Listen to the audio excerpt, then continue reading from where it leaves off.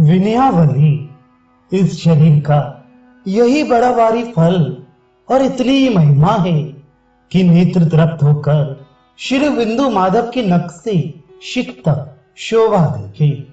जिनके निर्मल, किशोर, पुष्ट और सुंदर श्याम शरीर की शोभा असीम है।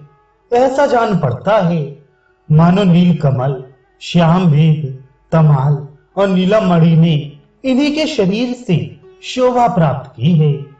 जिनके कोमल चरणों में सुंदर वज्र, अंकुश आदि शुभ चिन्ह हैं। उंगलियों और नखों की ऐसी अति अभूतपूर्व उपमा है मानो लाल और नीले कमलों से रत्न युक्त पत्तों का समूह निकला हो। सोने के रत्न जड़ित नुपुर मन को मोहने वाले और भक्तों को सुख देने वाले ही मानो शिव जी के हृदय में अनेक रूप धारण करके भगवान विष्णु सुंदर मंदिर बनाकर वास कर रहे हूं। कमर में जो तागड़ी का सुंदर शब्द हो रहा है वह अनुपम है, उसका वर्णन नहीं हो सकता। फिर भी ऐसा कहा जा सकता है मानो सोने के कमल की सुंदर कलियों में भ्रमरों का सुहावना शब्द गुंजार हो रहा हो। विशाल वक्ष स्थल में भृगु मुनि के चरण का चिन्ह अंकित होकर आपके वक्ष स्थल की कोमलता बतला रहा है। कंगन आदि नाना प्रकार के गहने ऐसे सुंदर हैं मानो ब्रह्मा जी ने मन लगाकर स्वयं अपने हाथों से बनाई हैं। गज मुक्ताओं की माला के बीच में रत्नों की चौकी ऐसी शोभा पा रही है कि उसका वर्णन नहीं हो सकता। पर समझाने के लिए कहा जाता है कि मानो नीले मेघ पर तारागणों की मंडल के बीच में नवग्रहों ने बैठने का स्थान बनाया हो। भाव यह है कि नीले मेघ के समान भगवान का शरीर है, तारागणों का मंडल गज मुक्ताओं की माला है और उसके बीच में स्थान स्थान पर पिरोए हुए रंग बिरंगे रत्न नवग्रहों के बैठने के स्थान ही। सर्प के शरीर सदृश भुजदंडों में कमल, शंख, चक्र और गदा शोभित हो रहे हैं। ग्रीवा सुंदरता की सीमा है और ठोड़ी तथा होठों सहित मुख की असीम छवि छा रही है। दांतों की ओर देखकर हीरे, कुंदकलियां और बिजली की चमक लजाती है। नासिका, नेत्र, कपोल, सुंदर कानों में कुंडल और भौहें मुझे बहुत प्यारी लगती हैं। सिर पर घुंघराले बाल हैं, उन पर मुकुट पहने हैं, भाल पर तिलक की बड़ी शोभा हो रही है।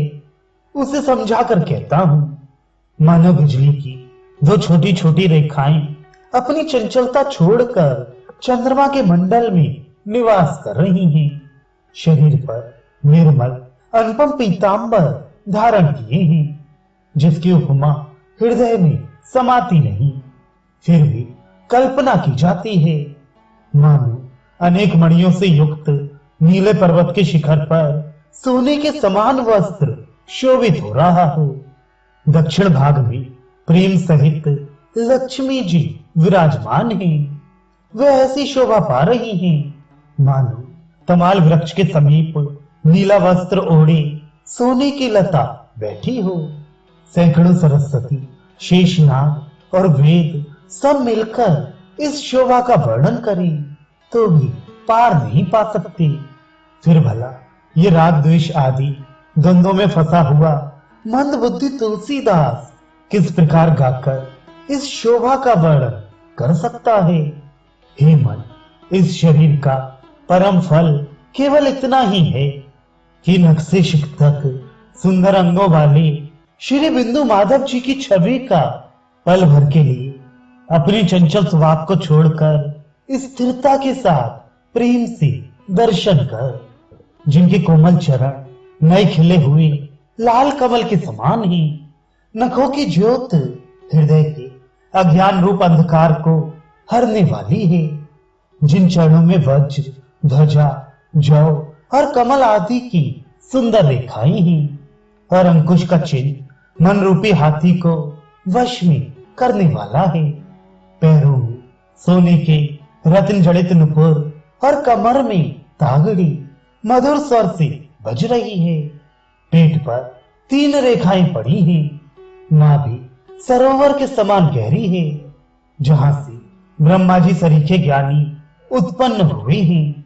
हृदय पर वनमाला और उसके बीच में मणियों की चौकी अत्यंत शोभायमान है। भृगु जी के चरण का चिन्ह तो चित्त को खींचे लेता है। नीले कमल के फूलों की माला के समान जिनके शरीर का वर्ण है, उस पर पीतांबर मानो शोभा की वर्षा ही कर रहा है। हाथों में मनोहर कंगन और बाजूबंद है। अंगूठी निराला ही आनंद दे रही है। हाथी की सूंड सदृश विशाल चारों भुजाओं में शंख, चक्र, गदा और पद्म धारण किए हैं। शंख के समान ग्रीवा सुंदरता की सीमा है। सुंदर ठोड़ी, दांत, लाल होंठ और नुकीली नासिका है। नवीन कमल के सदृश नेत्र, चंद्रमा के समान मुखमंडल और मृदु मुस्कान भक्तों को सुख देने वाली है। सुंदर कपोल, कानों में कुंडल, मस्तक पर मुकुट और भाल पर सुंदर तिलक सुशोभित हो रहा है। सुंदर कटीली भौहें और मनोहर चितवन है, और जिनके काले केशों को देखकर भौरों की पंक्ति भी लज्जित हो रही है। रूप, शील और गुणों की खान सिंधु सुता श्री लक्ष्मी जी दक्षिण भाग में विराजित होकर चरण सेवा कर रही हैं, जिनकी कृपा दृष्टि शिव, ब्रह्मा, मुनि, मनुष्य, दैत्य और देवता भी चाहते हैं।